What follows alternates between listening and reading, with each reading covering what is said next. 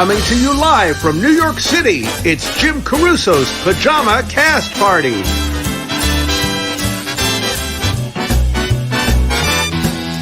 And now, here's your host, Jim Caruso. Yay! Welcome back. Welcome to Pajama Cast Party. Once again, this is our 73rd edition. Yes, we took a couple month break. I'm so excited to be back.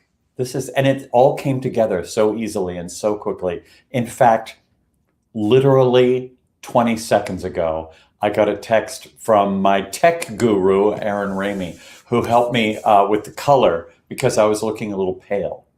So everything comes together very quickly here in virtual land.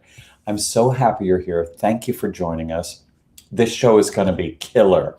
We have great guests, Patrick Cassidy, Linda Purl, Mansour and Benedetto, the Mother Birdie, and Cooper Allen. Now, for heaven's sake, how great is that? Now, if you've watched the show in the past, you know that we started this at the beginning of the pandemic, the global pandemic. And we went 72 weeks nonstop. I could not have done this.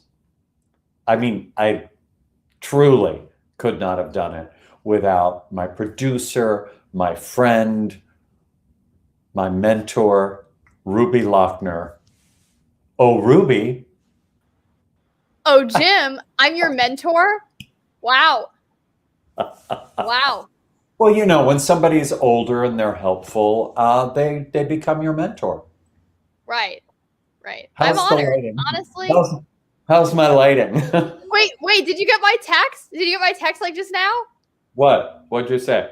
I said your camera quality looks great right now. I mean, Aaron texted me seconds ago. Yeah. Like 1 minute ago now, and it all came together. It's so funny. Now I'm a little red. It's fine. You know, it's what it is. And here we are. Here we are. How it's long like we never stopped. Yeah, What? I know. How long did we stop? 2 months? We stopped the last week of August. So It's been a hot minute. But we're back. We're better than ever. Dare I say, we look better than ever.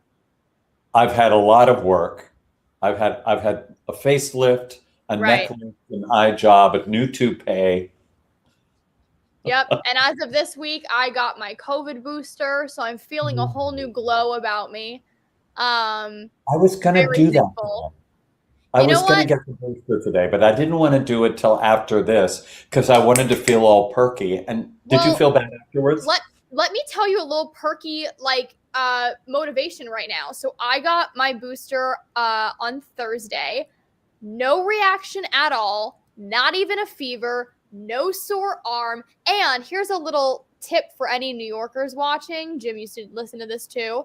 So we got our boosters at the Museum of Natural History because I was looking for places that just had appointments. And so that was the first thing I saw. It was great. It was honestly pretty empty, super well organized. And while we were waiting afterwards, you know, you have to wait the 15 minutes to make sure you're like good to go. They gave us free vouchers to visit the museum and bring up to 4 people. Oh my God. That's our whole audience. We can all go. Yeah, a booster and a voucher. All you guys, how fun would that be? We can have a pajama cast party field trip to the museum. I love that museum. And they also have a lovely little coffee shop restaurant in there that's delightful. Well, that's very good. Then I know where I'm going tomorrow. You know, we always talk about the things we have to discuss. First of all, go to pajamacastparty.com and buy all the swag. All of your gifting needs. You know, Jim, it's a good thing we came back when we did because the holidays are among us. It's my favorite time of year. I do not care about Halloween. It does not exist. I start listening to Christmas music on October 31st. Well, yeah. Christmas. I'm going to be hawking our Christmas album from 2 years ago. It's like that never happened. Every Christmas, Billy Stritch, Clea Blackhurst, and I did a Christmas album a few years ago. So now it's like, oh, it's time for that again. Yes, it's the greatest time of year. And get the Christmas album, get the mug, but we also have pajamas. We have a shower curtain. We have a mask because you still need to be masking up people. We've been gone for 2 months, but I will not stop saying that. Yeah. All your gifting needs. So go there. Share this. Oh, that's where you go for the Right. Yes. But share this show. If you click share right now, it goes right to all of your Facebook friends. Am I saying that correctly? Yes. You can subscribe if you're watching on YouTube. That would be really fun. And you can certainly contribute. You can donate. You can tip, whatever you want to call it. You can help us keep this show running. We love doing it, and we want to start up again because I really miss this. I did. I missed you, Jim. Even though I've seen you. I know. I've seen you in person, which is so I fun. know, but isn't that funny that like now we're back here and just like eventually we'll have to do one where we're in the same space.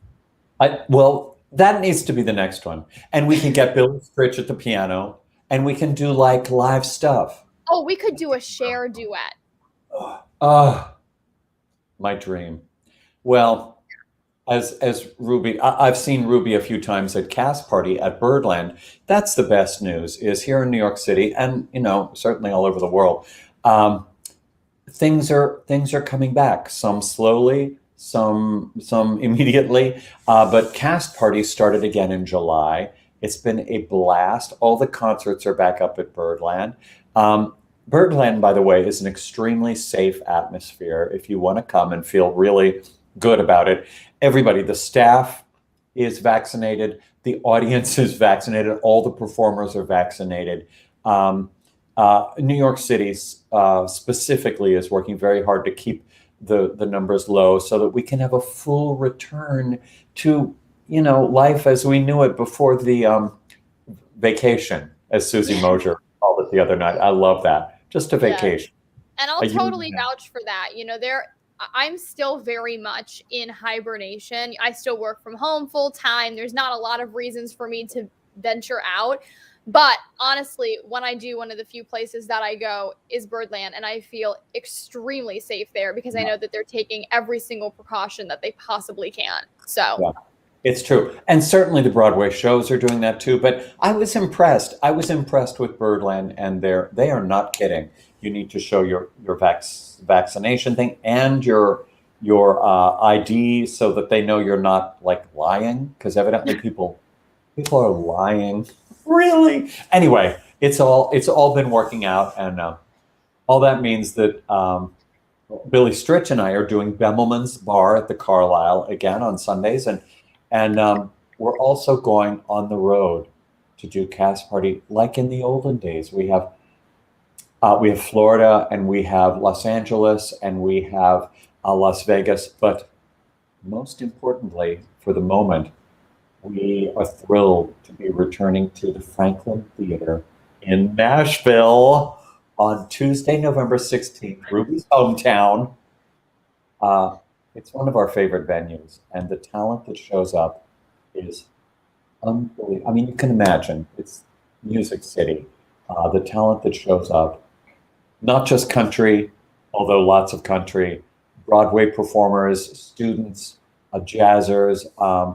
So this particular episode of Pajama Cast Party will celebrate, among other folks, a few wildly talented folks from Nashville.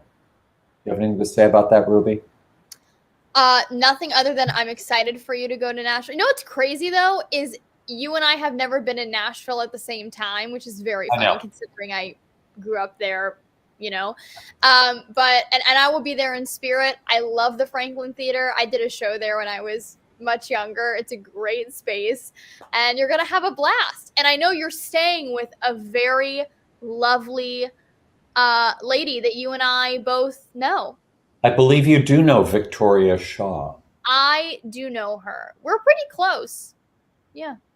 You've known her almost your whole life. Almost there my entire life. I actually can't remember a second where I didn't know her. It's almost like she's a parental Eunice. Oh wait, she's my mom. Oh my gosh. Oh, right. Right. I'll be staying in the Ruby Lochner room. Okay. Can't wait. Just my face plastered on all the walls. I know, your headshot. We're going to start. I think we should get this going. Yep. And as always, I'll just be back there if you need anything. Let me know. Let me know if anything goes awry. Okay. My friend, Patrick Cassidy, get this, moved to Nashville 2 years ago-ish to be the artistic director of a theater company called Studio 10. But Patrick was the ultimate California boy. He grew up the son of Shirley Jones and Jack Cassidy, and his brother to David, Sean, and Ryan Cassidy. Show business is in his bones. So with that move to Nashville, what could go wrong, right? Oh, a pandemic. Let's bring him out so that he can tell us how he made lemons out of lemonade. Ladies and germs, Patrick Cassidy. Hello, Jim. I made lemons out of lemonade. I love that. That's... I did say that wrong. I've always heard it the other way. I've made orange juice out of lemons. That's right. You made limeade out of guacamole. Patrick. How are you, Jim? You look great. It's great to see you. It's so good to see you. You always look good. You're just a handsome swain. Well, no, I like swain too. I did not get the memo about the vest, but I think we're sporting two very nice blue shirts, I might add. Oh, we are. We are. Well, we always like to match. We're like the Donnie Marie of virtual talk shows. You know, it's been almost a year since we combined our two talk shows together. It was right around the holidays, wasn't it? That was the most fun. It was. It was great. It was Broadway leading ladies. Mm-hmm. Yep. It was awesome. Well, you have been on the show before, but give us a little background. I was explaining to people that you had moved from LA to this gorgeous, wonderful, talent-filled city of Nashville.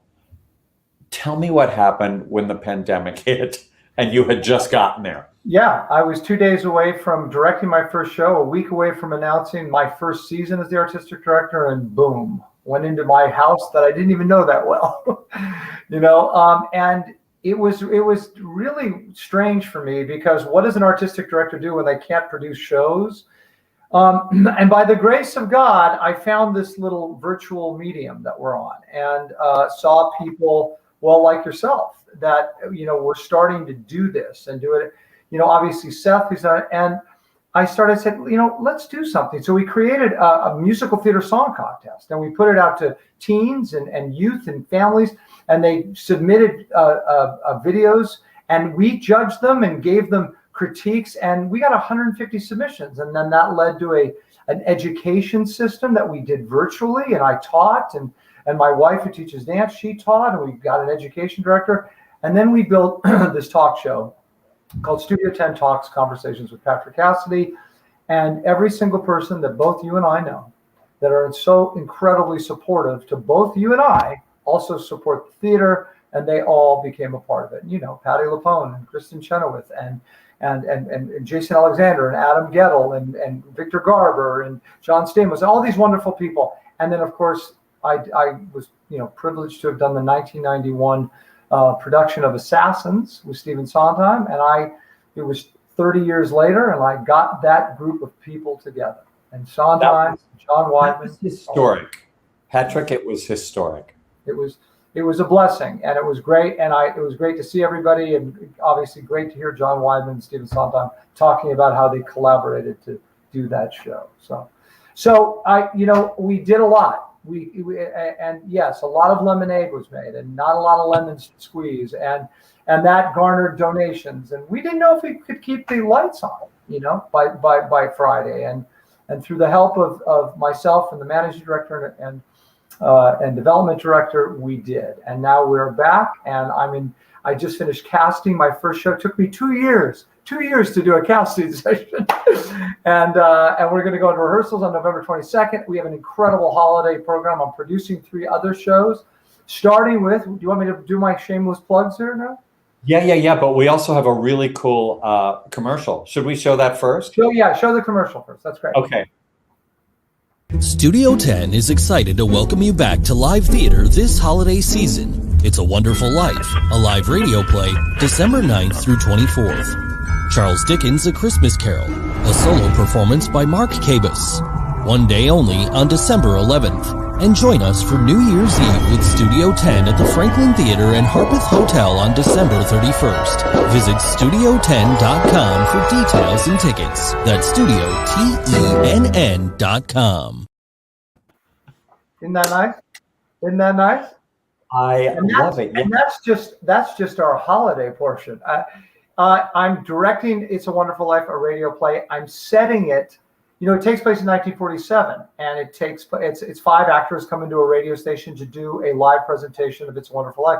I've set it in Franklin in 1947. I've got jingles of certain businesses. All the references have to do with Franklin. And you've been to Franklin. Franklin's like Bedford Falls, So It's and then beautiful. and then we have this, and then we have Mark Cabus, who's incredible, doing a one-man Christmas Carol. He's amazing on the day that the Dickens Festival opens here. And then this tri-partnership between us, the Franklin Theater, and the Harpeth Hotel, doing a New Year's Eve extravaganza, so nobody has to go to Nashville. But the other thing, which I'm really happy to say, my brother Sean, on November 13th, has done a sold-out benefit to kick off our season. So I'm doing that. And then he's going to be on. There he is. There's my brother Sean. He's been touring the country when he's not working on his hit television series day job, New Amsterdam. So it's a wonderful way to bring in the new season, a wonderful way to get people to come back into theater and all of the above. I feel very blessed. And you are, but you've also worked extremely hard for this.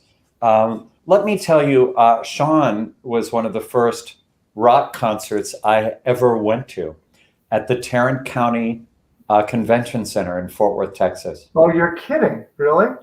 How old were you, Jim? How old? I was his age. Oh, so, really? Yeah, I don't know how old he was then, but we were in our 20s, let's say that. Contemporaries. And he was incredible. He's an incredible performer. That's going to be such a hot ticket with Sean. He sold. He had played 2 nights at the City Winery in Nashville, which is and he sold them out. And we put his. Now it's a fundraiser for Studio 10. We sold it out in 12 hours. I love that. And there's something about, and you can certainly speak to this, when you find fame at a very young age, those fans will follow you the rest of your life. Loyal to the core, they're loyal. His fans, I was amazed when I saw him at the City Winery. These fans who had, his pillowcases, his jackets, his lunch boxes, his Sean Cassidy dolls. They brought them. And so great to him while he was on the stage, and he to them. And his show, called The Magic of a Midnight Sky. It's based on a lyric in Houdini.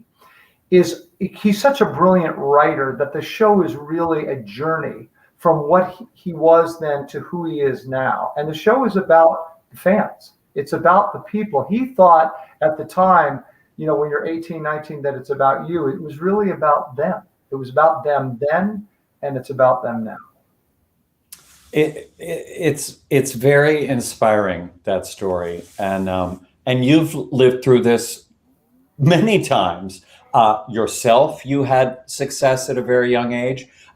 Your mother had success at a very young age. Your half brother David had this at a very young age, and your dad, of course, was a Broadway leading man and in TV and movies. It's everywhere, and so you're so lucky to have the wisdom coming down from all of those people. A lot of good teachers. Been able to see all that. A lot of good teachers. You're absolutely right. I mean, to be quite honest, I made the right career path choice at 18 when all those record companies wanted to represent me just because my last name was Cassidy. Didn't even know if I could sing or not. But the greatest choice I ever made from them saying, you don't want to do this. They're not going to buy this a third time to put you in. And Sean and David both said to me, they said, do the theater route, go to New York, do all that, and you'll have a long career. And that's what happened by the grace of God. I have to mention that Sean, because we do our show, I know you did Pajama Cast Party. By the way, how often are you going to do it now that you're back? Don't know. Whenever we feel like it. Good. Well, I'm always available. I love this show. But we were doing ours on a weekly basis, and then we took a 2-month hiatus, and we bring it back, and we do it now once a month. And this is a big one. Of all the ones we've done, this is a big one. On November 8th, this Monday coming up, November 8th, Sean is doing the show. So it's he and I. Which could be, I don't know what's going to happen on that show, Jim. Well, this is what I want to talk about. We've both learned how hard and how exciting and how invigorating it is to interview people during this pandemic with these virtual shows. Sometimes I find myself being more nervous and doing more homework when I'm interviewing people I know extremely well, because you want to do right by them. You want to make them proud and comfortable and show the relationship, but not be too insidery and too private. Exactly. You're exactly. And Sean said that to me. And Sean is a writer, and Sean is a very successful producer. So he didn't want clips. I don't want you to show my career. We're not doing that. It's you and I. And I said, okay.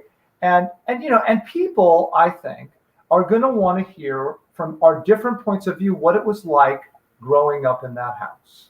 We're 3.5 years. He's 3.5 years older than I am, and we do have very different points of view. And it's interesting, not just about our mom and our dad, but what that experience was all about. And so I am looking forward to it. But you're right. I crafted the questions so specifically. What I thought was safe and what I thought was interesting. And then he said to me, after he wanted to see the questions, of course, he said, and don't think I won't be asking you questions.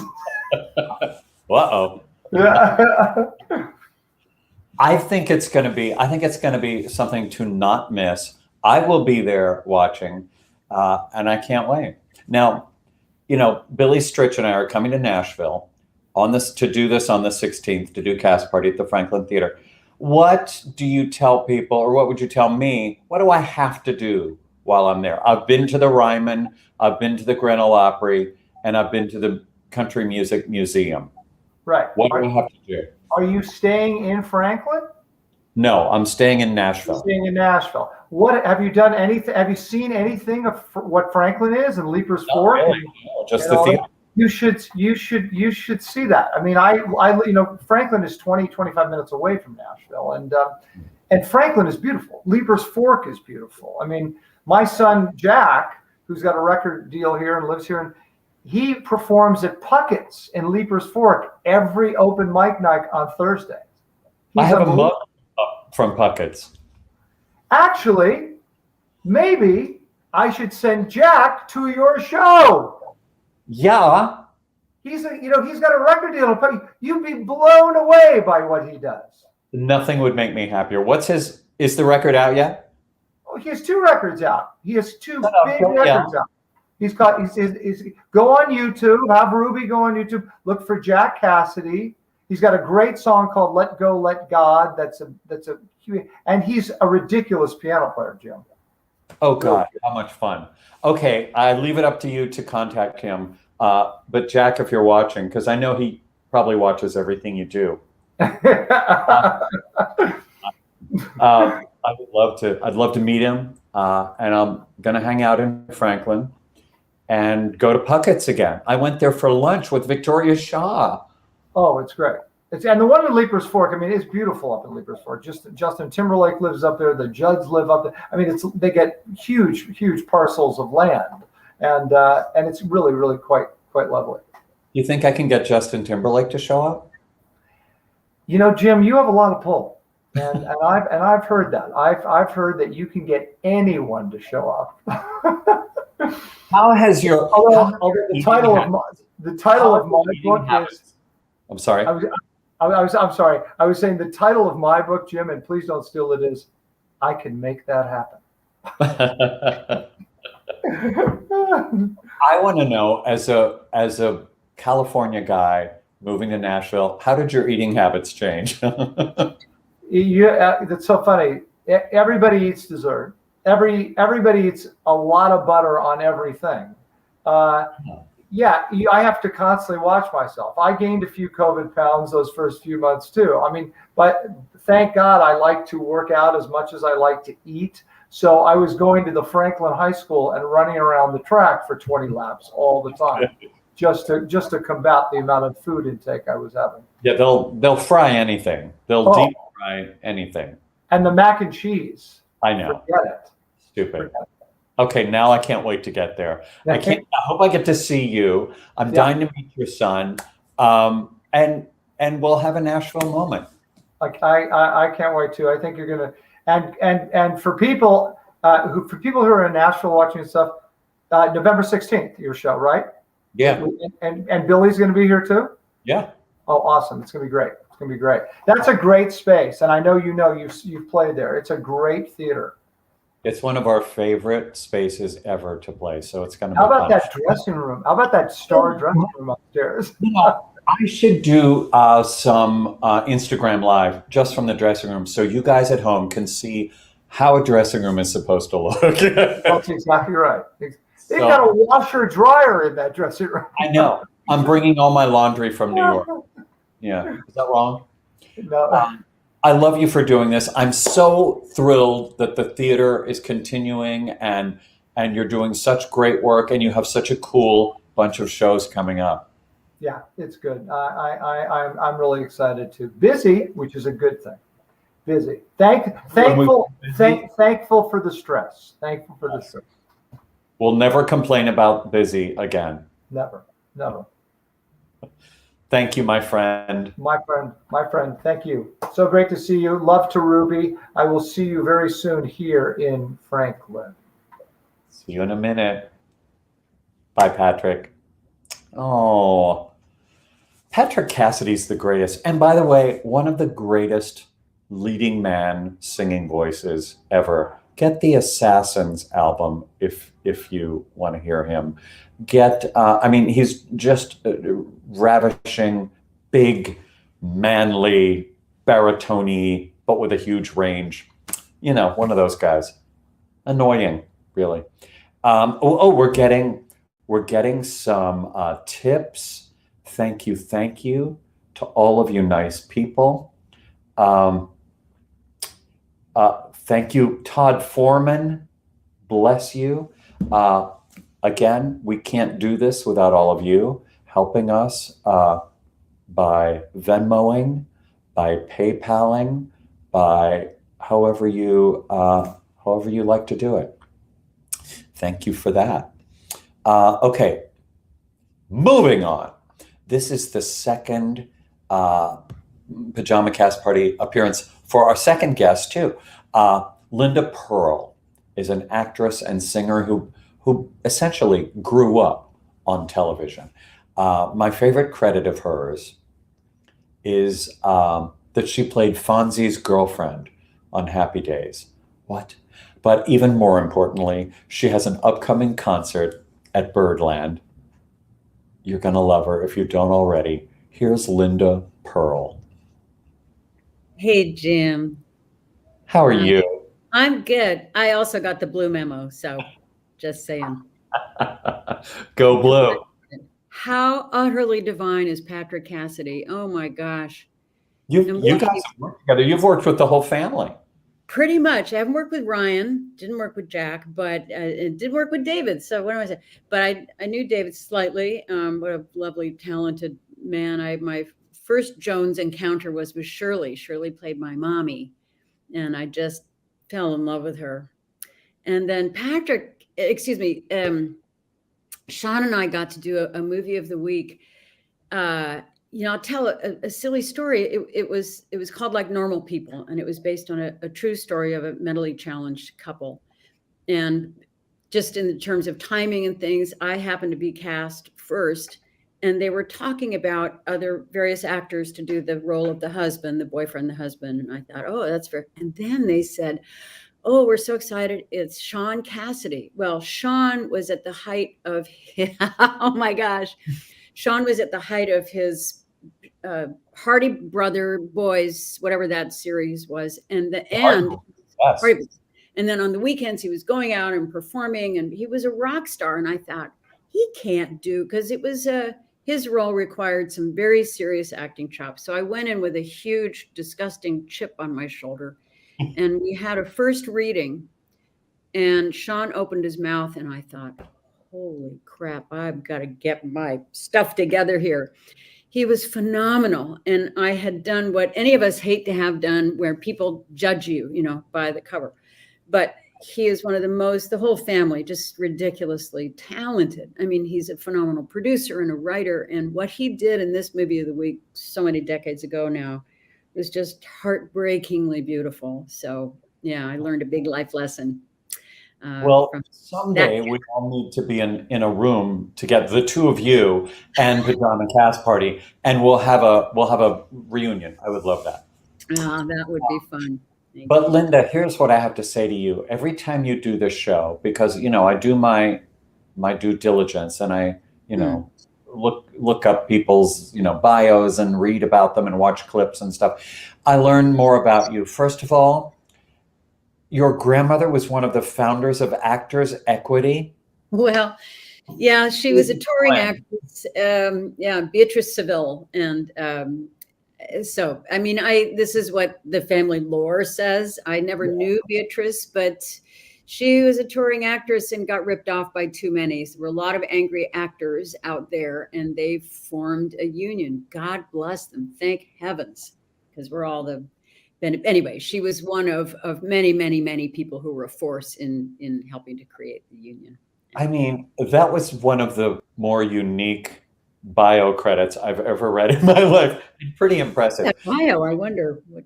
Anyway. So, well, but here's the important thing. You played Ashley Pfister, Fonzie's girlfriend, on Happy Days.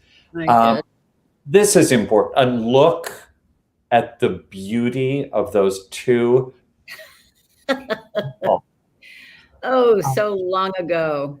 Goodness. Yes, of course. But you got to tell me what it was like to be on a show that was one of the hottest shows ever in the history of television. A cultural juggernaut. I can only assume that, of course, you did tons of TV growing up, but doing that must have been especially interesting. Did it change things? Did people recognize you immediately if they? Oh, I got such hate mail because we actually became engaged. It was like, no, Fonzie's mine. You can't have him. But I had done the first couple seasons. I played Ron Howard's girlfriend, but then the Fonzie character took off. So they didn't need supporting characters for Richie Cunningham. And that was me. I was off the show. And many years later, so the show had the huge rise. And now it was sort of last couple of years, I came in as well. They sent out a casting notice saying they were looking for a Linda Purl type to be Fonzie's fiance. So my agent said, oh, hello, could we audition for it? So I did. You are so a Linda Purl type. I thought so. That's kind of been, anyway, this lifetime. So anyway, then I got to do it. But it was really like old home week because I had been there at the beginning of the show. And it was, what a great set, company, crew, the whole bank shoot. Every once in a while, you get really lucky and you get to be caught up in that kind of atmosphere. And everyone should have at least one, if not more, of those experiences. Isn't that lovely? And it's nice for us to hear, the fans to hear that it was an equally wonderful experience for the cast and crew. I'll be sort of, this is kind of name droppy or something, but many years later, I got to go on to The Office as Pam's mom. And it was very, very similar. I thought, The Office had been a huge success already by the time I came on. So I thought, they're probably all going to be spoiled and bratty, and not at all. They showed up, and I think this is largely because of Steve, because he set the tone. Everybody showed up like it was their first day, and they were so excited and so disciplined and so hardworking, and it was just great to see and to dip my toe in their pool for a while. I think if you like what you do and you like the people you do it with, I mean, like, I'm not comparing this to Happy Days, but Ruby and I love doing this show. When I get to do this, I feel like it's my birthday. So I can only imagine what it would be like if you add a cash prize at the end of the week and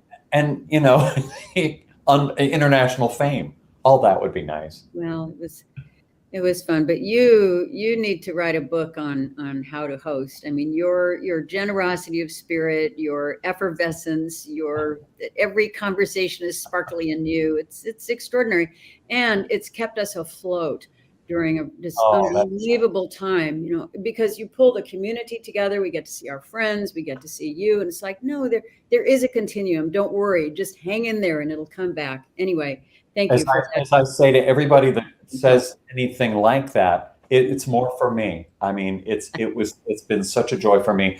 And as far as being effervescent, if you could see how many lights are on me right now, you would be like, are you doing surgery? What is happening? Let's talk about concerts and cabaret, which you've been equally successful doing. How did you first start singing in clubs? Where did that start? Well, I was at the Gardenia in Los Angeles, the Gardenia Room, and a friend of mine was performing, and he said, come in and do a couple of duets. It was his night. It was his show, so there was no pressure. And after, it was fun. And afterwards, Tom Rolla, rest his soul, came up to me and he said, so when are you going to, said one of the most terrifying things anyone has ever said. He said, when are you going to do a cabaret act? And in the moment that he said it, I knew it's like he had thrown the gauntlet down. Yeah. So I started quaking in my boots, and he said, don't worry, I'll introduce you to a director and a musical director. It turned out to be David Galligan and Ron Abel, who became chosen family. Ron was then my music director for 22 years. Not that I'm that old. Wait, am I? Yeah, and then some. And so they just held my hand and they taught me, and I had missed music being a part of my life, working in LA and television, that just wasn't. And so that Tom and David and Ron gave music back to me. And so also there was autonomy. Unlike work as an actress, when you have to kind of sit around and wait for the phone to ring, we could build a show and then call a club and book it. So it was a discipline, it was joyful, and it brought music back into my life. So it sort of grew from there. It was never intended as a career choice or anything. It was just for the love of it. And so it has continued. It's so perfect for you because you had the luxury of a name, a television name, so that you'll sell tickets. One hopes. That's the terrifying thing. You put it up there. Will anybody come? So please, if there's anybody out here, please come on whatever. November 7th at 7 p.m. at Birdland. What are you going to be doing in the show at Birdland? It's a song. It's just celebrating being back. It's Billy Stritch is going to be our MD, and Ray Marchica on drums, and David Fink on bass. And we're just celebrating jumping back into life and, telling stories on ourselves and like so. I can't wait. Would you sing a little something for us right now? Well, it happens to be one of the songs we're going to do on Sunday night. And this is really terrifying. Do I know the lyrics? We'll find out shortly. Linda, it's just us. You're fine. Okay. All right. This is Billy Stritch at the piano. Recorded.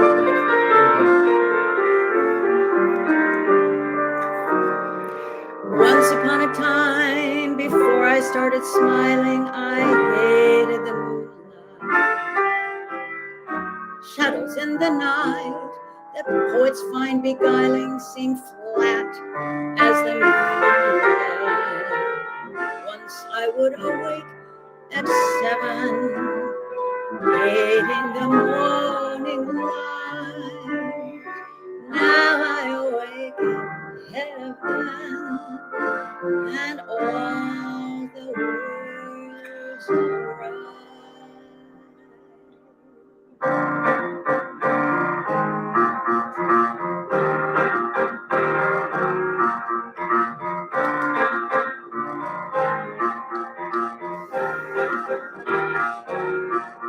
Blue moon, you saw me standing alone, without a dream in my heart, without a love of my own.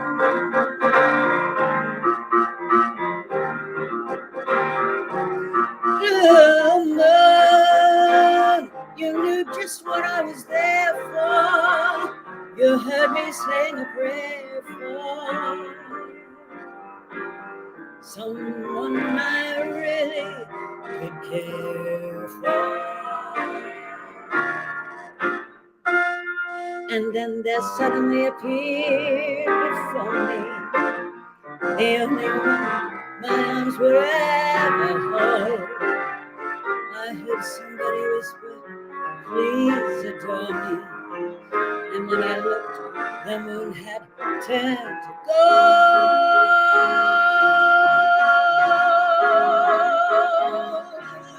Blue moon, now I'm no longer alone, without a dream in my heart,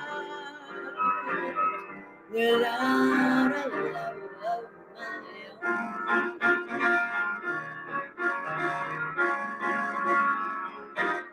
And then there suddenly appeared before me the only one my arms were ever hold. I heard somebody whisper, please adore me. And when I looked, the moon had turned to gold.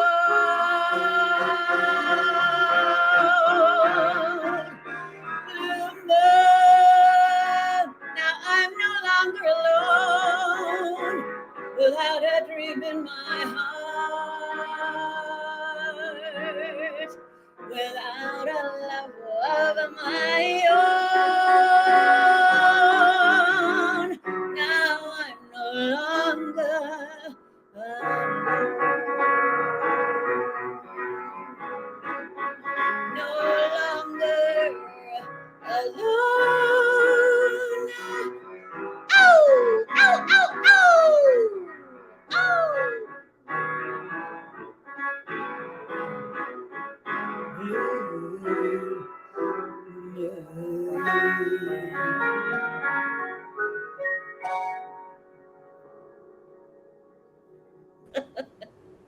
So gorgeous. Thank you, Billy Stritch. Thank you, Billy sound Stritch. beautiful. You do. It's true. You're not alone. There's somebody, Oh yeah. there's somebody new and newish and interesting in your world. Yes. And it's thank you, pandemic. You know, I mean, like Patrick was talking about the things that he's discovered and so beautifully done at his new theater home. Aren't they lucky to have him? So yeah, early days of the pandemic, we had a text with a mate, and I mean, a decades-long buddy that I bumped into a couple months before. How you doing? Isn't this weird? Text, okay, that's fine. And then we said, you heard of this thing called, I think it's called Zoom, Boom, I don't know. So we tried that, and which was fun. And before long, I mean, come on, it wasn't like we had anything else on our calendars for a year. So we started to Zoom, and then every night we were Zooming 2 and 3 hours. And somewhere the conversation just opened a door to something other than chummy friendship. And after 3 months of this, there he is. Hi, honey. He looks very familiar to me. Patrick got in his car and he drove from his home in Oregon to my home in Colorado. And that's a year and a half ago. We've been together ever since. And he'll be there on the 7th. By golly. So, Patrick Duffy. I love that. His comment. Did you see his comment? no, I can't. Oh, is he good? He's watching. That's nice. Yeah, he enjoyed it. Yeah. I love Patrick Duffy. He's the greatest. And do you know, Well, we just signed up to do this crazy, crazy thing. We signed up to go away for 6 months. We're going to be touring the provinces of England with a play. I'm sure you'll want to come see us in Belfast in February or in Blackpool in January. Oh, come on, Jim. That's where I Come winter. on I went over. to in Blackpool. Did you? Okay. Oh my gosh. What have we done? Anyway, But we're I sending would if I got to see you guys. Yeah. That would be fun. Okay. Okay, good. We'll be I lonely can't- out there. Well, come on over. I can't wait to see you at Birdland on November so much. 7th. Billy Stritch. We'll see Patrick in the audience. We'll celebrate the world being back and doing so much better than last time we were all together. And thank you for joining us on Pajama Cast Party. Thank you for having me. It's so much fun. All right. Mwah. My friend. Bye. So good. She's so delightful. If you're in town, plan on seeing her show at the club. Okay, so do you know my friend Julie Halston? She's Ruby and I worked with her during the global pandemic on a show called Virtual Halston. One day, Julie called me and she said, "Jolly, working on a new comedy with the estimable Douglas Carter Bean, a brilliant playwright and director. And a few weeks ago, we met these boys. They're a male musical duo. She told me how great they were. I invited them to sing at Cast Party at Birdland. I've seen them now 3 times, and the rest is history. I'm so impressed by their sound and what they've done in just a matter of a few months singing together. So why wouldn't I invite them to Pajama Cast Party, I ask you, so you can meet them along with all of us. Here they are. Are you ready? Joe Mansour and Logan Benedetto. Yay! Hey, Jim, how are you? How are you? Fantastic, thanks. Good. Welcome to the fun. Welcome to the party. Oh, thanks so much. Thank you. It's great to be here. It was good to see you again because we saw you Sunday when you were playing at the Carlisle. At the Carlisle. Yes, at the Carlisle, you were there with Douglas Carter Bean. Thank you. Absolutely. And Marilyn May. And Marilyn May. Showed up. It was she Marilyn? was also there the first day we played at Birdland. That's right. So there's an interesting. There's like this Cinderella story.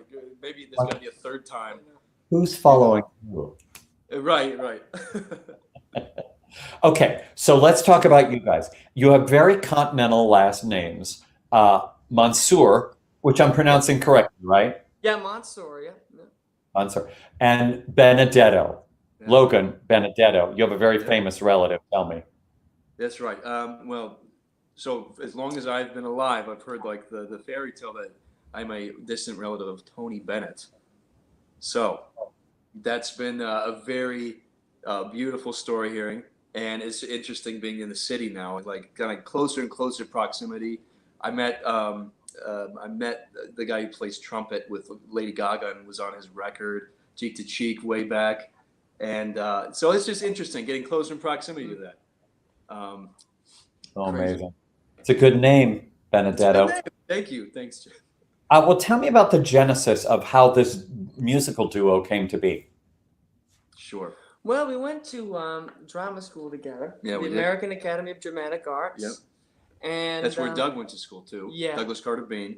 Mhm. So we actually first became friends when we never worked with each other in No. school until we worked on a Douglas Carter Bean musical called The Big the Time. big time. Yeah. Oh, And so there's a piano in the theater that we were playing in, and we just started playing Rachmaninoff together, just like because we were both raised like classically. Yeah. Um, It was just funny that we both. Yeah. we just one day we just went to the piano, and all of a sudden we were talking about like our favorite composers. I was like, yeah, I kind of heard that you like come from a musical family. Mhm. You told me about that stuff. Started playing Rachmaninoff one day. Of all the things that you could play, you know. Just the very slow introduction. Just to the the second second, movement, not the whole. Yeah. So I love it. When Billy and I met, we did not play Rachmaninoff, just so you know. Um, so you both come from a classical background. Yeah. Logan Yeah. on violin, correct? Right. Since I was 7 years old. Yeah. 7 years old, I started playing. And like I kind of followed that trajectory all the way to college, and I got the music conservatory, and I kind of realized, you know what, this isn't for me. And I kind of translated into acting school, which is where I went to American Academy of Dramatic Arts. I met Mr. Mansour over here. Yeah. And Joseph, you came from classical background, from a very musical family. Oh yeah. My dad's a conductor, and my mom plays the cello. And it's funny because my mom was the cellist, the principal cellist in the orchestra my dad conducted. So that's how they met, you know. And so I always say it's like, thank God she had this huge instrument to lug around. Because if she decided to play the piccolo and didn't need a ride home every week, I wouldn't be here. So That's right.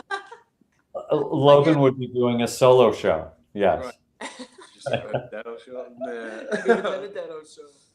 Well, what I like about you guys is you are so fascinated and obsessed with the composers and the composers of the history of musical theater and the Great American Songbook. I think that's so cool because not everybody in your age bracket knows or cares much about what came before them. So I think that's a great. You have a leg up on a lot of those people by having a background of who created all this stuff. Right. Like, because we were after kind of translating into when theaters were opening again, we were in a revival of Babes in Arms with, again, Douglas Carter Bean. And we definitely like fell in love with Rodgers and Hart, and it totally saved our lives. And then just hearing that Blue Moon rendition totally saved my life a second time. It was just absolutely beautiful with the howling. Love that. Linda's the best. You have to come to Linda's show. Oh, Yeah. Absolutely. Would love that. Oh yeah. Yeah. Well, So Douglas Carter Bean has been helping you like crazy. He's kind of a genius. And Catherine Russell, brilliant jazz performer. So you're getting a lot of you must be getting great feedback from these really smart, talented people. What's the smartest thing anybody's told you? Well, other than play quieter on violin. To help. Yes.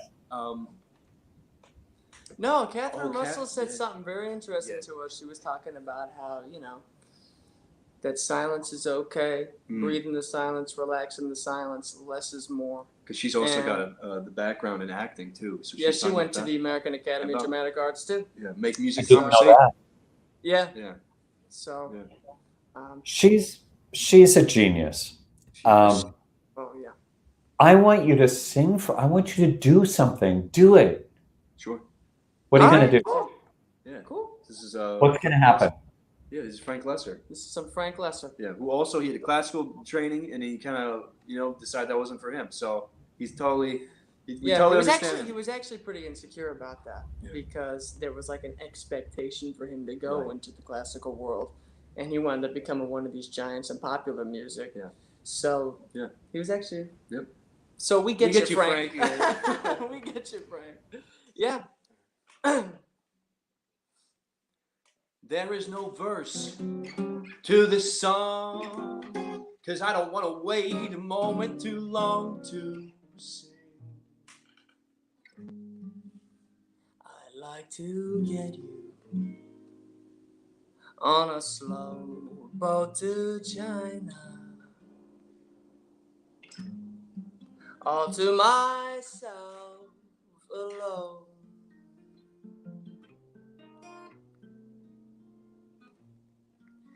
Get you and keep you in my arms evermore. Leave all your lovers weeping on a faraway shore. Out on the briny with the moon big and shiny, melting your heart of stone. Honey, I like to get you on a slow boat to China, all to myself alone.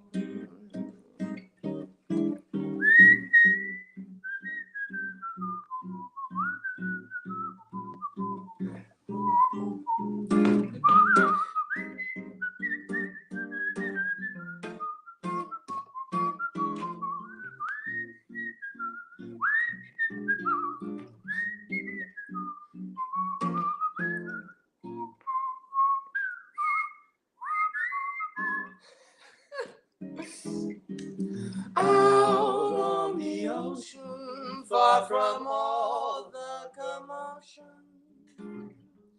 melting your heart of stone. Honey, I like to get you on a slow boat to China, all to myself, all to myself, all to myself, all to myself, all to myself, all to myself alone.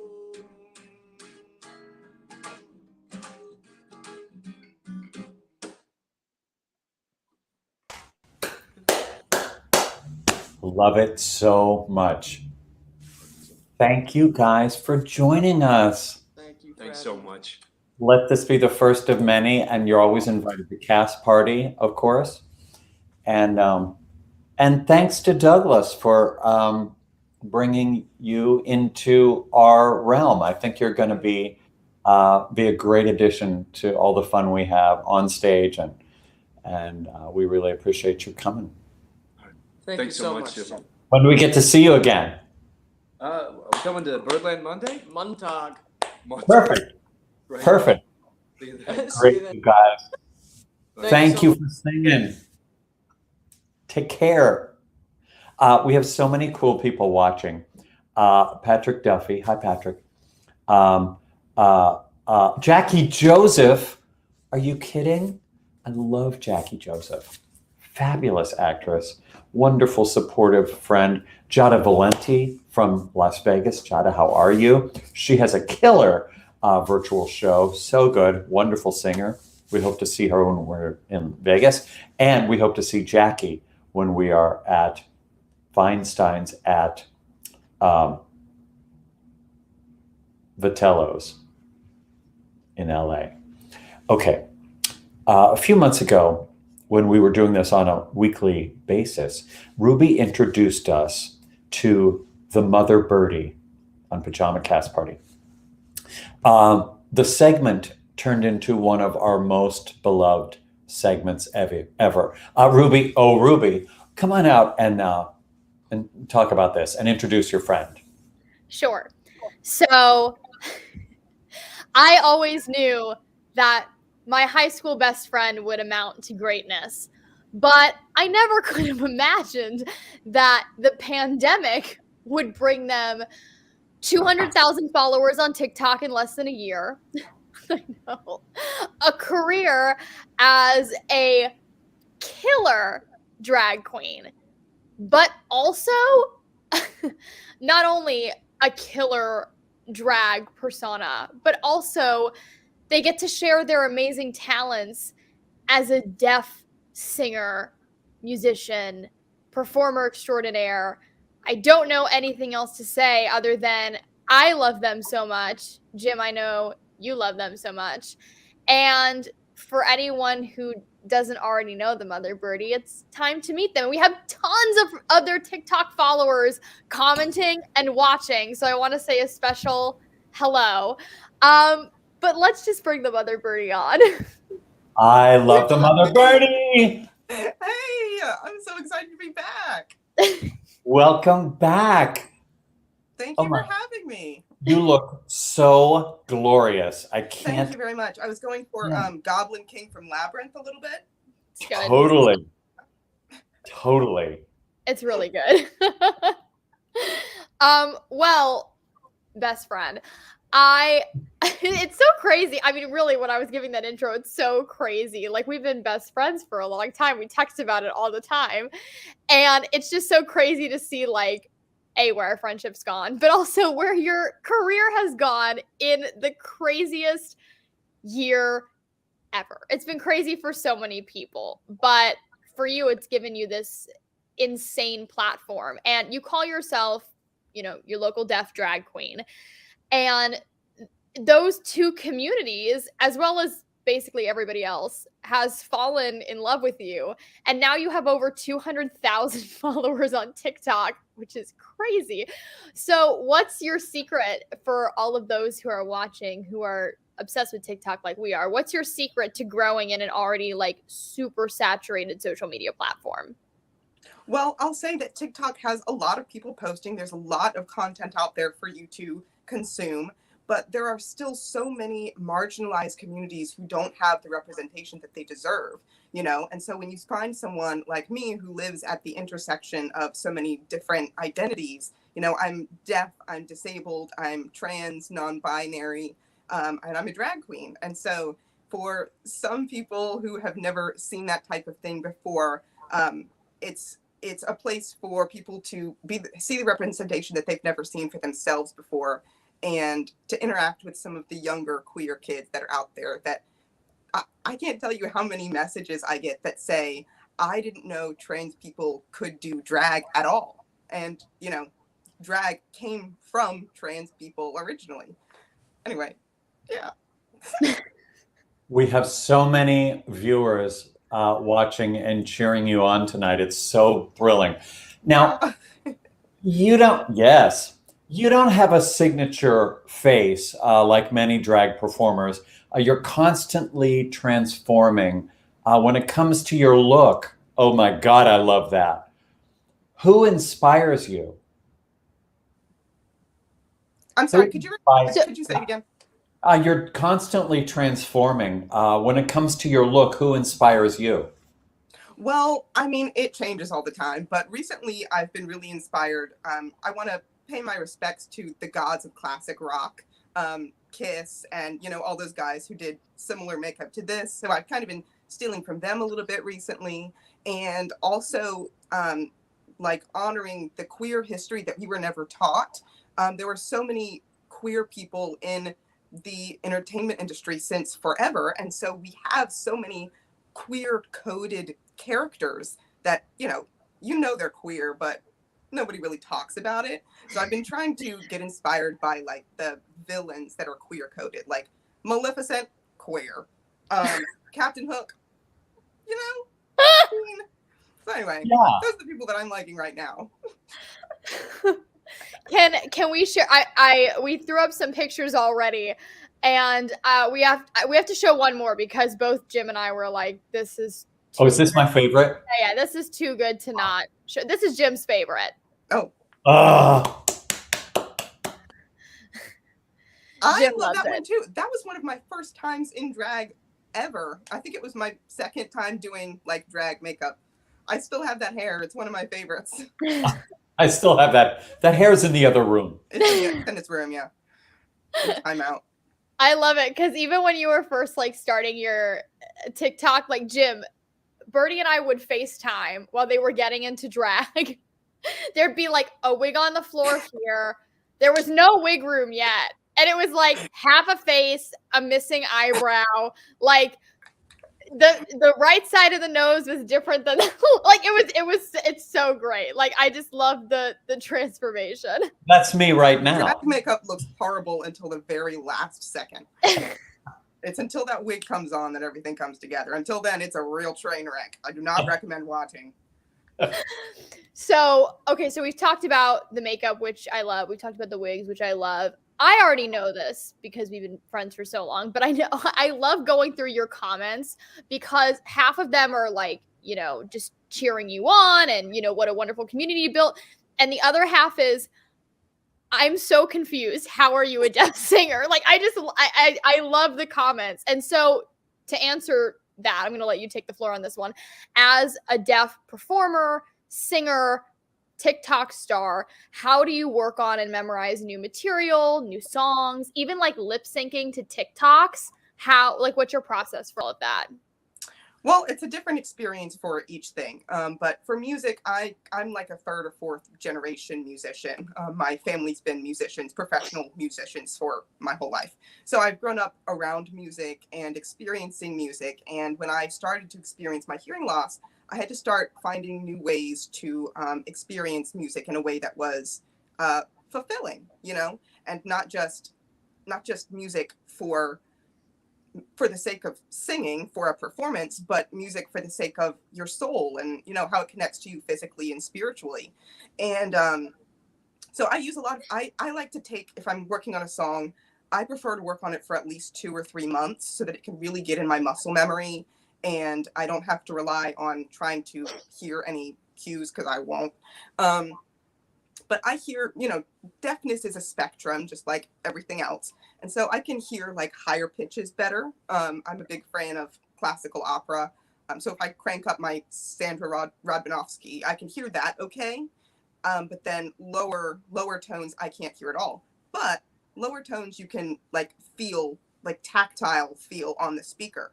So I use that, and I use tuners, like guitar tuners or whatever, to, if there's a certain section I'm struggling to stay in pitch or whatever. Yeah, so I think that's music. Does that answer anything? Yes, it does. I mean, my mind is blowing. On your Instagram page, I'm so taken by the beautiful artwork that your fans send you. Me too. Me too. I mean, still very new to me. It must just make your day when you see some of this beautiful artwork.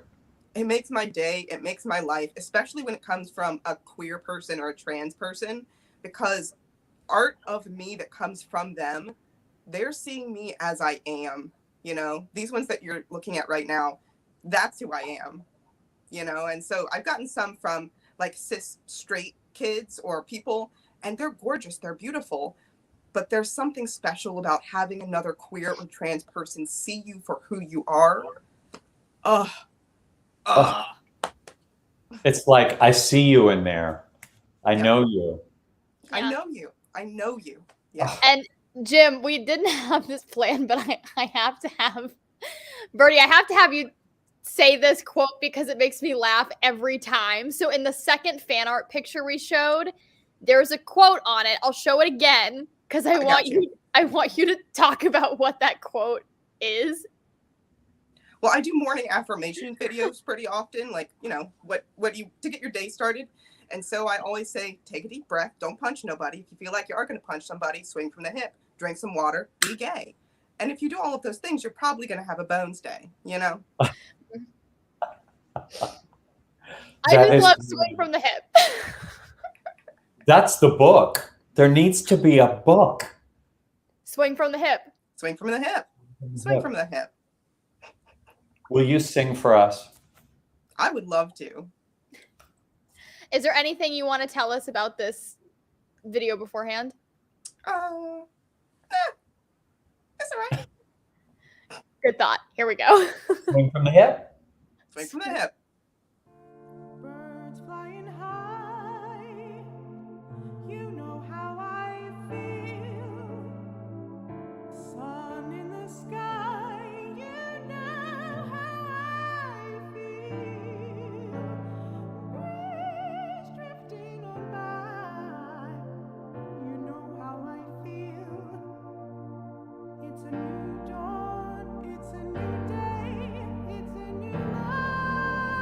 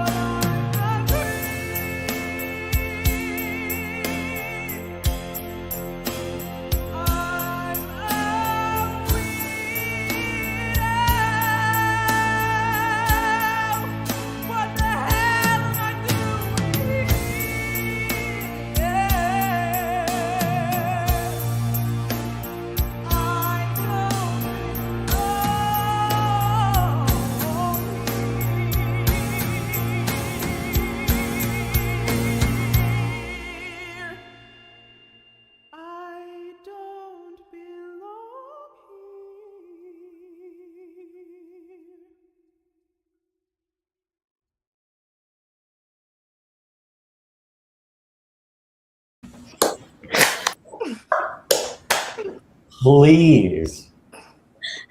You like that one? A little better than last time, I hope.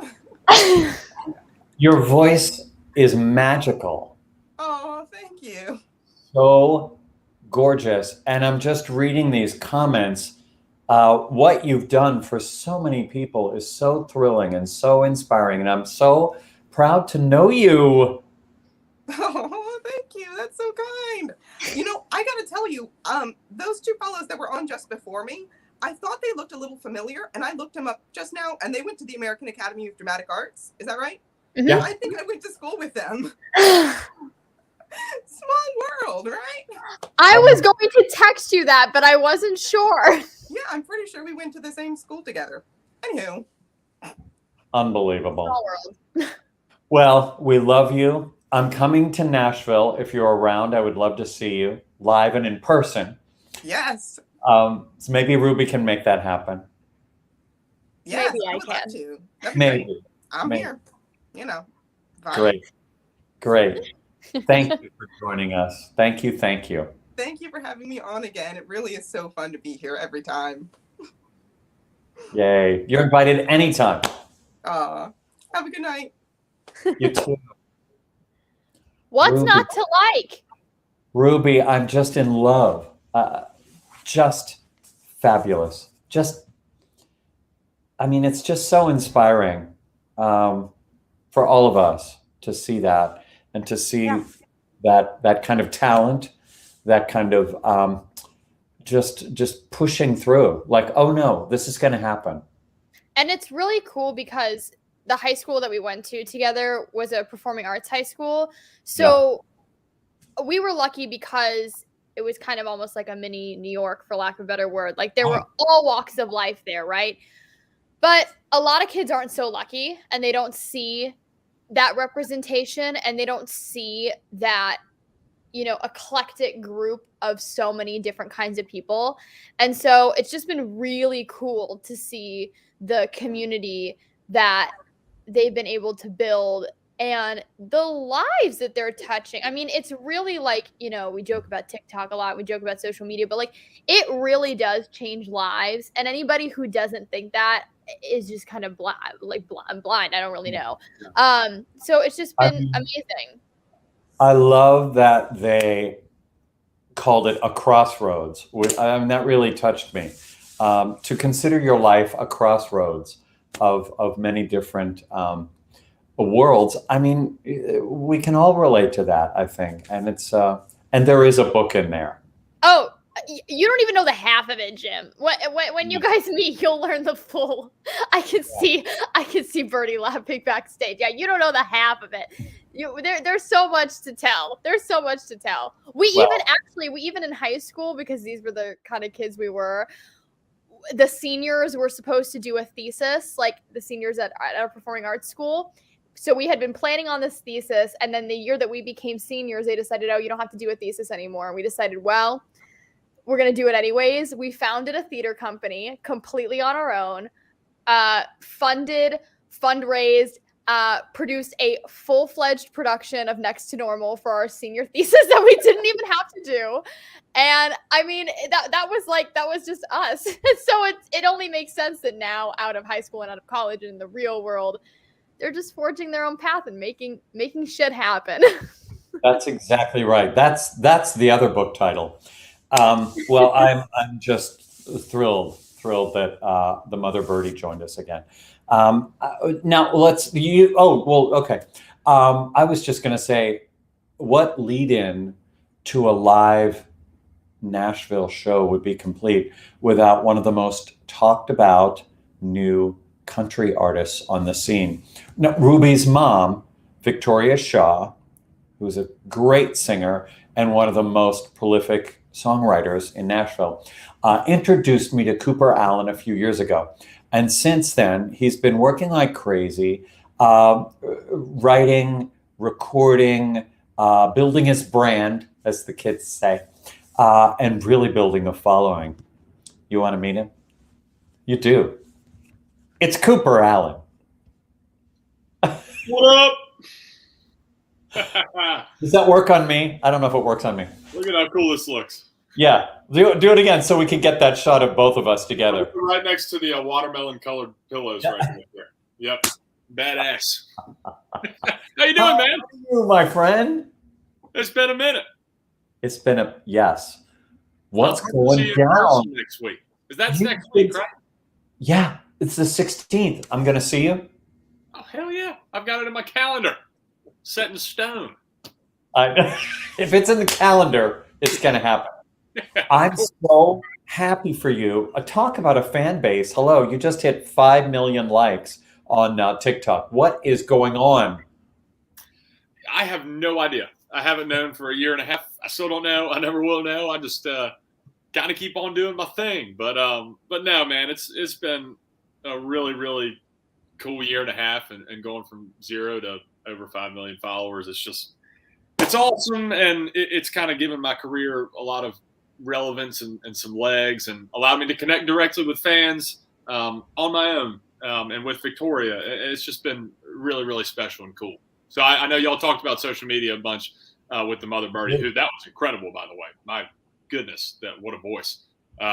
Gorgeous, right?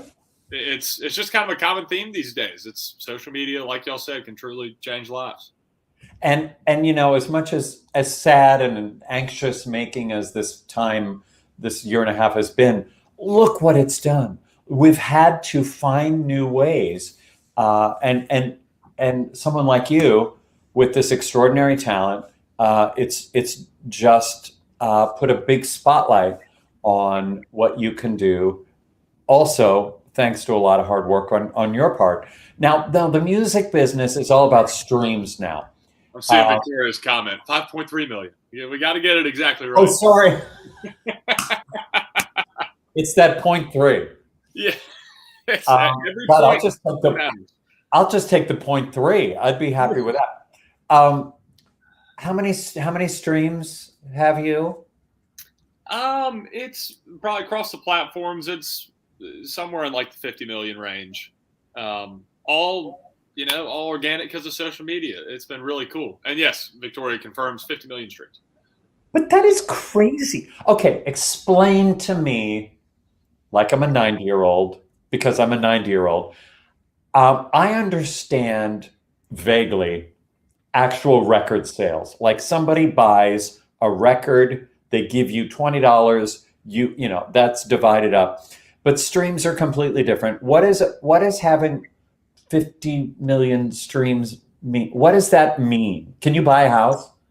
You could buy one of those really, really old sheds, probably in the panhandle of Florida, like in the hottest swamp. Probably something that like Shrek lived in is what you could probably buy. But no, it's selling 50 million records would be a hell of a lot better, of course. But yes. Yes, it would. Yeah, it's been, it's certainly a great stream of income that's allowed, Victoria and I to open a record label and allowed to kind of self-fund this whole thing, and also put a little bit of money in our own pockets to make living just a little bit easier. But yeah, I wouldn't call it house money, but it's maybe I can go out to Chick-fil-A instead of McDonald's type of money. You also hit number 1 on the iTunes country chart. That's a big deal, my friend. That is cool. And that's, streams don't really make a lot of money. iTunes sales still actually do make some money. So it's like 70 cents on the dollar or something. Right. Okay. 6 cents. Right. So that's cool. And it's cool that people go out of their way to buy music. And it just shows that, you're developing real fans on this thing. And just incredibly grateful. Well, and you're now starting to be able to go out and do gigs again. And I'm sure that equals audience. Now that we're all, first of all, that picture is, I can't even talk about it. What's it like to have an audience that knows you from your social media posts? Are they like singing along with you and with the lighters and everything? Is it like that? Dude, yeah, they're showing up. And for the first time in my career, in my life, we started shows back pretty heavy in like June, July, when shows were kind of coming back. For the first time, people were buying tickets to see me, to hear my music, to see what I do. and they were singing the words, and they knew the songs. They wanted to buy merch, and they wanted to hang out and, do a meet and greet after the show. And that's where it's really like, streams are incredible. Followers are incredible. Social media is incredible. But at the end of the day, it's, that's numbers on a screen. Right. And when you can see these people in person and connect with them, in the way that really got us all into music through performing and just that awesome, intimate audience, energy and interaction. That's been the coolest part for sure. And super special for me. And, just kind of the beginning of hopefully building something huge and special. Well, yeah. Now, our great friend Victoria Shaw has been an incredible mentor to you. Tell me about that relationship of mentor and mentee, and the advice that she gives you. Yeah, well, as soon as I got to Nashville, I just graduated college, but then I came here and went to an even harder college, which is the School of Victoria Shaw Songwriting. And, you get your ass kicked a lot more in that school than I did in college. I bet. But, she saw talent and saw something and believed in me, but, knew that there was a lot of work to be done. And I came to town and I was willing to work and I was willing to take criticism, but I thought I was pretty close. But no, of course I wasn't. You had to go in and you had to grind and you had to learn. And, she's constantly providing great feedback, criticism when needed, praise when needed. And now, I still consider her, of course, my mentor and a role model and all of that. But now we're partners in this business that we're running and trying to kind of launch this whole thing. And that's been super, super special to learn from somebody like that, to get to work with somebody like that. Every bar she walks into, she knows a million people, or they at least all know her and know who she is. And it's just that sort of connection with everybody in town. You got to have that on your side. And I've just been incredibly fortunate to have, somebody who's connected with her, but also somebody that I just thoroughly enjoy being around and hanging out with and, just kind of shooting the shit with. So that's the thing, is she's such a good hang. When I was in Nashville last, my feet hadn't touched the ground from the airplane. We were off. We were at every club, every bar, every backstage, at the Grand Ole Opry, at the Ryman. I mean, I was places nobody like me is invited to. I mean, that's crazy. It was so fun. You have to eat this chicken fried this. You have to have this macaroni and cheese. This is the only place to have pancakes. I was like, I gained 40 pounds in 2 days. Had the greatest time. Yeah. Yeah. You gained 40 pounds and I bet she just looked better after the, Well, she works out every minute. That happens like that. Oh, she says you're the best person she's ever worked with. Oh, thank you. That's so kind of you. Thank you, Vic. Did you mean me? Hello? Okay, speaking of all that, sing us a little something. For sure. Yeah, let's can I play you something I'm putting out in a couple weeks? Yeah.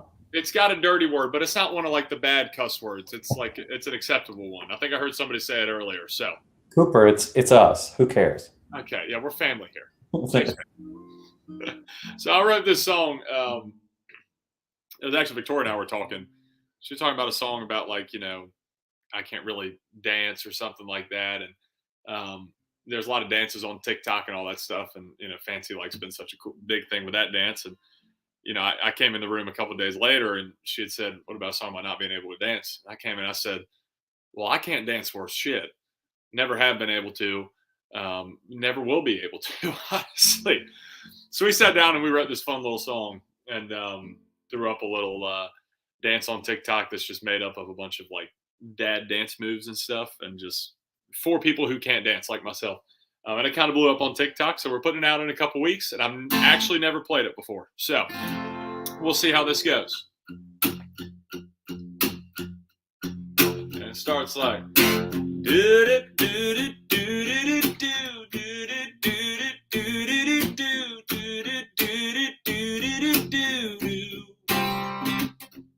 excuse me, I don't mean to be rude, see, but couldn't help notice you standing there grooving, trying to bust a move. How about we hit that dance floor? But first, I get a little something on ice. Then I'm James Brown in my mind. And that liquid courage kicks in, 'cause I can't dance worth shit. But I can do a little something like this. 2 steps to the left, 2 steps to the right. Don't matter long as I hold you tight all night. And babe, don't laugh when I spin you around and it looks bad. This white boy's rhythm is the gift I'm giving. Ain't kidding, these hips are still. Yeah, I can't dance worth shit. Some things just can't be taught. Watch me give it everything I got. Give it my best shot. Yeah, yeah, yeah, yeah. All night I see you smiling. You gotta give me props for trying. I feel it down deep. I'm bringing that heat. That moves on fleek. Yeah, the flesh is willing, but the feet are weak. So first, I get a little some on ice. Then I'm JT in my mind. And that liquid courage kicks in, 'cause I can't dance worth shit. But I can do a little something like this. 2 steps to the left, 2 steps to the right. Don't matter long as I hold you tight all night. And babe, don't laugh when I spin you around and it looks bad. This white boy's rhythm is the gift I'm giving. Ain't kidding, these hips are still. Yeah, I can't dance worth shit. Some things just can't be taught. Watch me give it everything I got. Give it my best shot. Yeah, yeah, yeah, yeah. All right. Now, if you're home, sing along with us. It goes like do do do do do do do do do do do. But first, I get a little Patron on ice. Then I'm Bruno in my mind. And that liquid courage kicks in, 'cause I can't dance worth shit. But I can do a little something like this. 2 steps to the left, 2 steps to the right. Don't matter long as I hold you tight all night. And babe, don't laugh when I spin you around and it looks bad. This white boy's rhythm is the gift I'm giving. Ain't kidding, these hips are still. Yeah, I can't dance worth shit.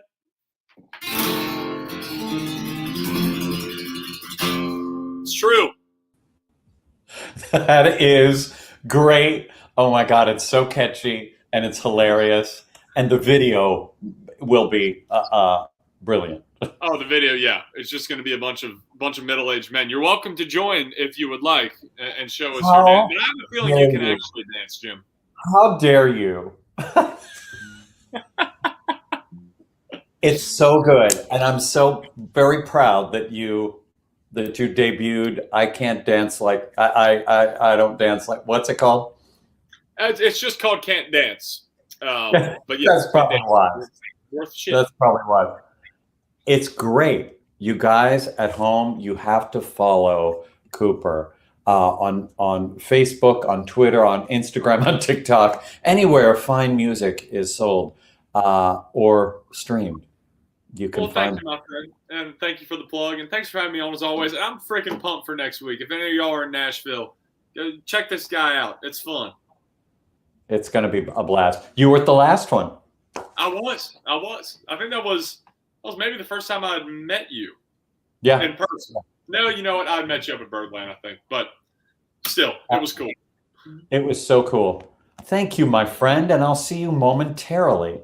Brother, thank you so much. See you soon, Cooper. Peace. Hilarious. That's a great song. Did you enjoy it? I wanna read all your comments. You guys are a very commenty crowd tonight. I like it. What are you saying? Is there anything I need to discuss here? Iconic. Yes. They say things people would say. It's exactly right, Giada. They talk normal people talk. Oh, look. Jim Clayton's finding Cooper on TikTok and seeing all the people dancing to it. Hilarious. Oh God, so good. Well, you guys, before we go, I wanted to tell you a little bit about a beautiful new book that I was asked to be a part of. And it looks like this. It's called When the Lights Are Bright Again. It's a gorgeous coffee table book filled with beautiful photos and thoughts from some of your favorite performers and me. It immortalizes these beautiful stories that people are telling about the last year and a half. Thoughts from people in the industry who we were the first to shut down. Show business was the first thing to shut down, and certainly one of the last to reopen.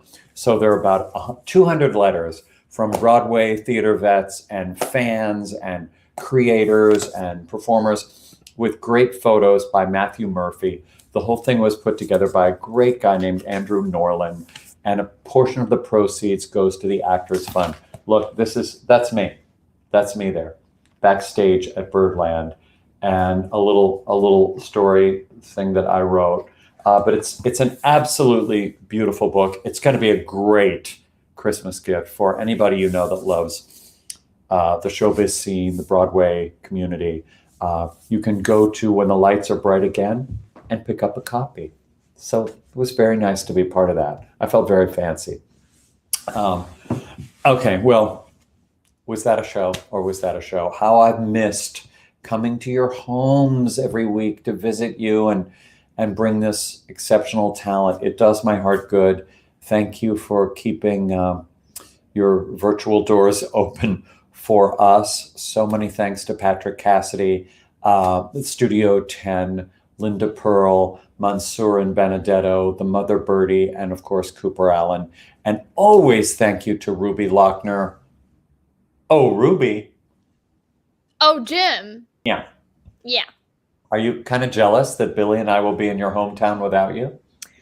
I am, but also, can I just say, today made me so happy because I finally feel like winter and the holidays in New York are coming. I woke up this morning, I put my winter coat on, I squealed like a child. I was so excited. I know, it was really cold too. I love it though. I love it. I was doing my Instagram live on a park bench in Central Park holding iced coffee, and my hands were shaking. I was freezing. Are you somebody though who like always enjoys an iced coffee even in the winter? Yeah. Yeah, okay, me too. What is this, Venus? You have to have iced coffee. If I'm going to drink coffee, that's the only way I can drink it. Oh, so cozy. So cozy. Can I bring you back anything from Nashville? Don't bring me back COVID. People are being dum-dums there. Listen, here's what I want to say about that. Everybody can do what they want to do. I'm done making announcements about what I think people should do because really nobody cares what I think. I'm going to be in a mask. I'm probably not going to wear the mask on stage, but I'm going to wear the mask off stage. And I know Billy's going to wear a mask because people come and give him their music and they're talking all, when you travel a lot, as we do, and Billy really does, he's been on the road a lot with a lot of performers lately, you just have to take care of yourself. So I hope nobody takes it the wrong way, but we want to keep ourselves safe. So we're gonna do just that. Well, so, and you're so much nicer than me, so I'll be the mean producer and say this. I will not be there because I'm going to be here in the city, but I will be there in spirit, and I will be watching everybody. And Jim and Billy are national treasures. I love them both with all my heart. You people need to treat them with the utmost masking respect. Please, I'm not there to watch you all. I will be there in spirit. And just keep my friends safe and healthy. Let them have a great time, but a safe and healthy time. If you are feeling unwell, there will be another cast party in Nashville. Don't you worry your pretty little head. Stay home until you're better, and then go to the next one. And if you're going, be safe and have a great time, but be safe. We're going to have so much fun. And come, buy tickets and just come watch and cheer. I could tell you some of the names that are going to be there, but because it seems inappropriate because it's an open mic. But I mean, some country legends are going to be there. Not even kidding. I'm so hyped. And then some up and comers, not all country. There's some a couple Broadway performers, a Broadway star, actual Broadway star, some jazzers. It's going to be great. It's going to be a great mix of music at the Franklin Theater on the 16th. I'm going to bring you back some fried chicken and deep fried something and Dolly Parton. I'll bring that back for you. You don't even have to bring back the food. Just bring me back Dolly. Because Okay. honestly, yes, I grew up in the South, but my palate is not a Southern food palate. Although I will say the one very Southern thing that I really enjoy, and there are only a couple places in New York who actually serve it without looking at me like I have four heads. I love, can you guess? Some cheesy grits. Oh, okay. That's not I don't do the hot chicken. I don't like barbecue. I'll bring some back in a baggie. Until then, you guys at home, thank you for watching. Share, click subscribe, contribute, tip, donate. We got to keep this going. We stopped it for 2 months, 3 months, but look right there. That's all the information you could ever want. We want to keep doing this, and we love it so much, but we certainly can't do it without you. I don't know what else to say other than bye, y'all. Thanks for watching Pajama Cast Party. To follow us on YouTube, just hit subscribe. Click on that little bell and we'll keep you updated on future shows. You can also follow us on Instagram at Jim Caruso's Cast Party. The end.